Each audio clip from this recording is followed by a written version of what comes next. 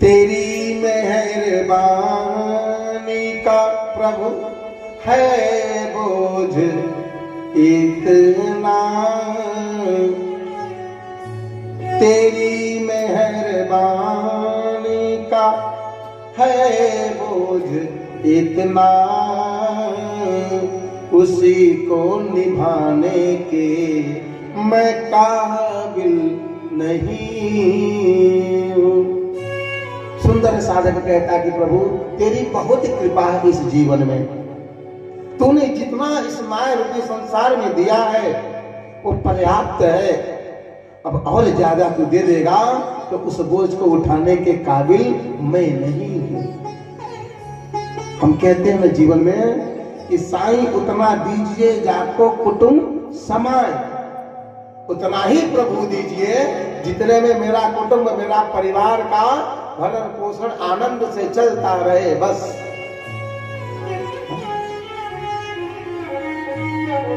जानते हैं एक बात, अत्यधिक आवश्यकता से अत्यधिक प्राप्त हो जाने पर हम उसकी कदर नहीं करते, चाहे धन हो, चाहे संपत्ति हो, चाहे वस्तु इत्यादि कोई भी हो। हमारी आवश्यकता से यदि अधिक हमको आपको जीवन में प्राप्त हो जाता है तो हमें उसकी कदर नहीं होती। इसलिए अपने परमात्मा से, अपने भगवान से इतना ही कहिएगा, प्रभु आपने जितना दिया है पर्याप्त दिया है, और ज्यादा दे देगा तो उस बोझा को उठाने की काबिल मैं नहीं हूं। ये भाव जीवन में होना चाहिए। आप इस प्रकार से भगवान के प्रति निष्ठा रखोगे, अपनी इच्छा रखोगे ना, तो उसी प्रकार से आपको बराबर भगवान देता रहेगा। जब जैसी आपको जीवन में आवश्यकता होगी वो आपकी पूर्ति ईश्वर परमात्मा करता रहेगा। लेकिन आप अपनी शक्ति से, अपनी कामना के माध्यम से, अपनी आवश्यकता से ज्यादा मांग लेते हैं, जो कि उसको संभाल नहीं पाते। कम रहेगा, थोड़ा रहेगा, परमात्मा से लगन जुड़ा रहेगा, नाम जुड़ा रहेगा, याद बनी रहेगी। ज्यादा आवश्यकता से प्राप्त हो जाने पर माया में लिपट जाते हैं और परमात्मा का ध्यान, परमात्मा की भक्ति धीरे धीरे समाप्त हो जाती है, छूट जाती है। लगन लगा रहना चाहिए परमात्मा से, जीवन में संतोष करके चलना चाहिए कि प्रभु जितना दिया है पर्याप्त दिया है। आनंद के साथ ये जीवन बीतता रहे, प्रसन्नता के साथ कुटुंब परिवार आनंद में रहे। इससे बड़ी कृपा और क्या हो सकती है। हम कहते हैं जीवन में कि भगवान की कृपा नहीं है पंडित जी, हम रोज पूजा पाठ करते हैं, रोज व्रत अनुष्ठान करते हैं, लेकिन भगवान की कृपा ही नहीं होती। अब कैसे करेगा भगवान कृपा?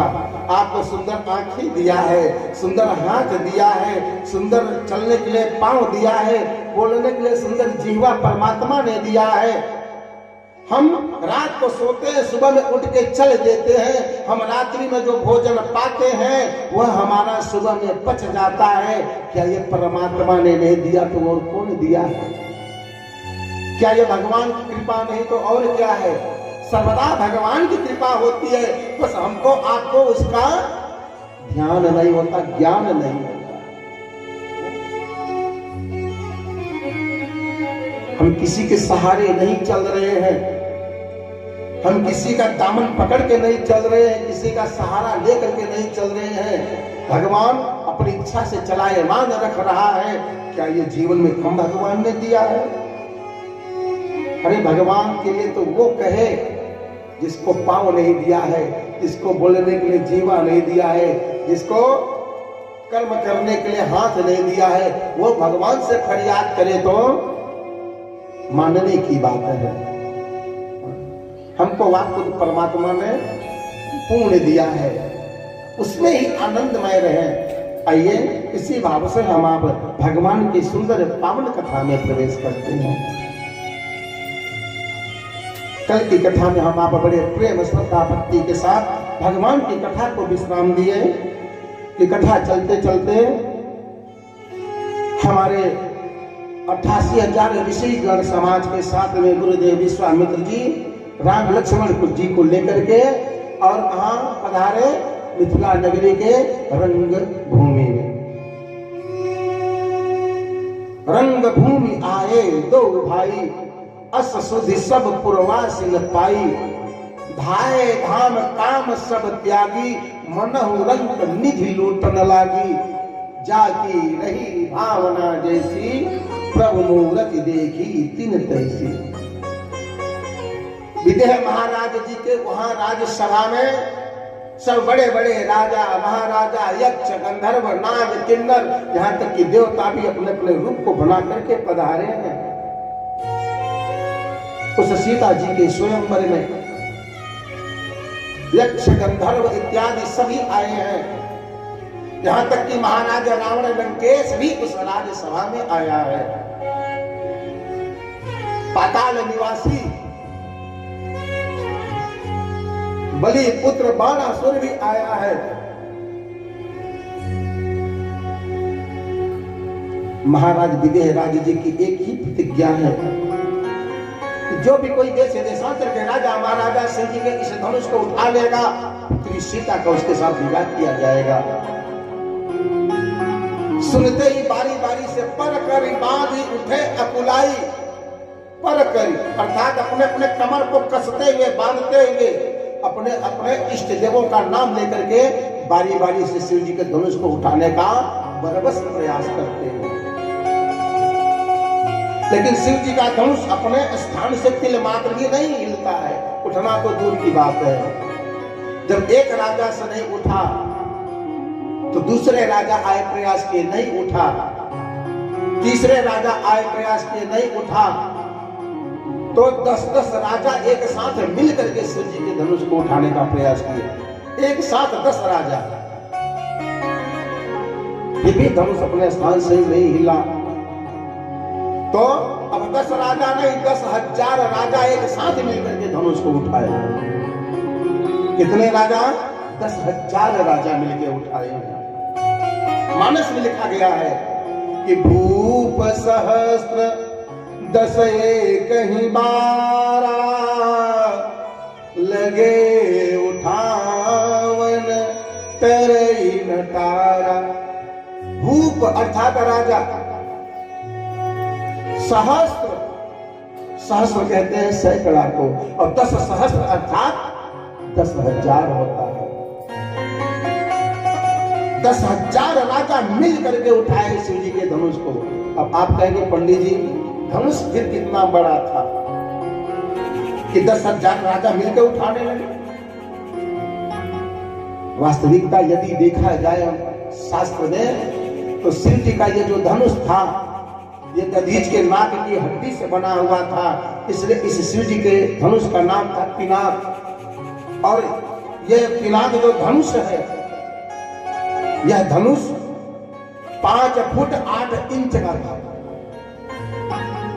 5 फुट 8 इंच का ये शिव जी का धनुष था। और इस शिव जी के इस धनुष से स्वयं बाबा भोलेनाथ बड़े बड़े राजा महाराज का वध किए थे। ये वही शिव जी का धनुष है। 10-10 राजा मिलकर के उठाने लगे, अपने स्थान से तिल मात्र भी नहीं हिला। तो विधि है वहां जो महाराज व्याकुल हो गए हैं, कहते हैं बस बस अब और कोई भी राजा महाराजा मेरा उपहास न उड़ाए तो अच्छा है। अरे मैंने तो इस शिव जी के धनुष को उठाने की केवल मात्र प्रतिज्ञा की थी, लेकिन इन बड़े बड़े राजा महाराजा में इसमें किसी में भी इतनी शक्ति नहीं, ताकत नहीं, बल नहीं जो शिव जी के धनुष को उठाना तो दूर तिल मात्र हिला भी सके। अपनी अपनी वीरता की बड़ी बड़ी बातें करने वाले राजा महाराज, मैंने तो केवल शिव जी के धनुष को उठाने तक की प्रतिज्ञा की थी, लेकिन किसी में इतनी शक्ति नहीं कि शिव जी के धनुष को तिल मात्र हिला सके। क्या सबके बल, सबकी शक्तियां छीन हो गई, समाप्त हो गई है? मुझे ऐसा लगता है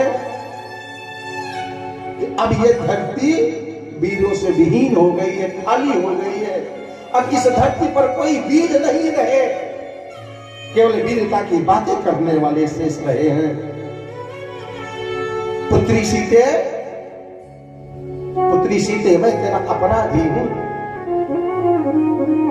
यदि मैं इस धनुष की प्रतिज्ञा, इस धनुष निमित्त प्रतिज्ञा न किया होता तो हे पुत्री तेरा विवाह मैं कब का करवा दिया होता, लेकिन मैं प्रतिज्ञा से बंधा हुआ हूं, मुझे क्षमा करना पुत्री।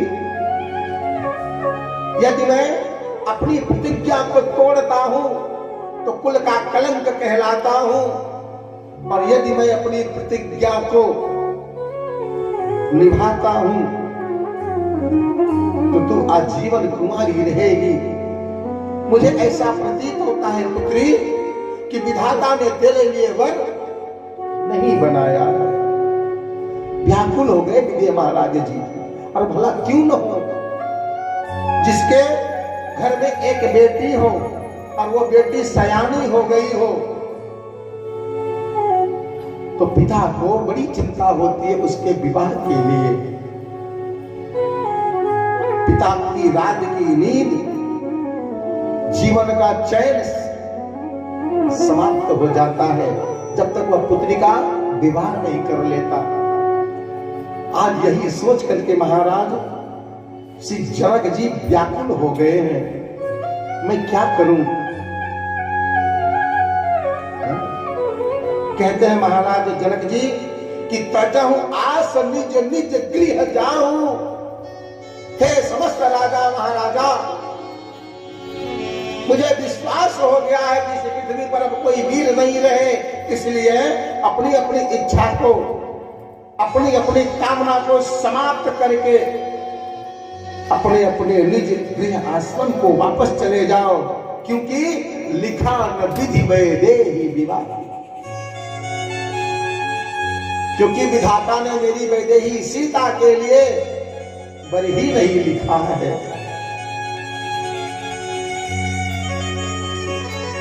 सुनते ही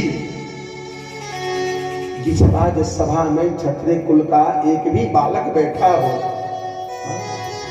वहां पर यदि कोई वीरता की बातें करे तो भला लक्ष्मण जी कैसे चुप रह सकते हैं।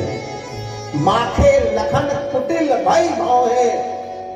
सुनते ही लक्ष्मण जी की बाह भुजाएं फड़कने लगी, मानो आंख से लाल अंगारे भभकने लगे। विभूति आंखों के ऊपर की भौं टेढ़ी हो गई, क्रोध से भर गए लक्ष्मण जी और अंग फड़कने लगा। खड़े होकर के लक्ष्मण जी कहते हैं बस महाराज, बस करिएगा, इसके आगे अब आप और भी कुछ नहीं कहिएगा। महाराज आपको किसने अधिकार दिया है कि अपनी राज्यसभा में समस्त राजा महाराजाओं को बुला करके आप इस प्रकार उनका अपमान करो? किसने आपको अधिकार दिया महाराज? अपने राज्यसभा में बुलवा करके सब देश देश के राजा महाराजाओं का इस प्रकार आप अपमान कर रहे हैं, आपको शोभा नहीं दे रहा है महाराज। आप शायद यह भूल रहे हैं कि जिस राजकुल में, जिस राज सभा में क्षत्रिय कुल का एक भी बालक बैठा हो महाराज, वहां पर वीरता की बातें नहीं करते। जिस धनुष की बात आप कर रहे हो महाराज, भैया राम जी के चरणों की आज्ञा प्राप्त हो जाए तो मैं इस धनुष को उठाऊं और सहस्त्र कोस सैकड़ों दूर लेकर के दौड़ जाऊं। महाराज विदेहराज, जिस धनुष के लिए आप इतने व्याकुल हो रहे हो, भैया राम जी की निमित्त आज्ञा मात्र मिल जाए तो मैं इस धनुष को गेंद की तरह उछालूं और सैकड़ों बार इसको पृथ्वी पर उठा के पटकूं। महाराज जैसे एक मदमस्त मत वाला हाथी कमल पुष्प की नाल को, डंटी को पकड़ करके सूर्य में लपेट करके उखाड़ कर फेंक देता है, उसी प्रकार से मैं धनुष को उठाऊं और आकाश में उछाल दूं। विश्वामित्र जी समझ गए कहते हैं राम, ये शेष हैं और ये शेष कुपित तो हो गए हैं। राम, इन्हें शांत कराओ। ये जो कह रहे हैं ये सब संभव कर सकते हैं, असंभव इनसे कुछ भी नहीं है। क्योंकि जो काम होने वाला है तो कहीं दूसरा न हो जाए। हाँ, काम आपको करना है और कुपित होकर के ये आपके भैया उठ गए हैं। इन्हें शांत कराओ राम। इशारे से जब गुरुदेव भगवान ने राम जी से कहा तो बड़े भाव से राम जी अपने स्थान से उठे हैं। अरे शयन रघुपति लखन निवारे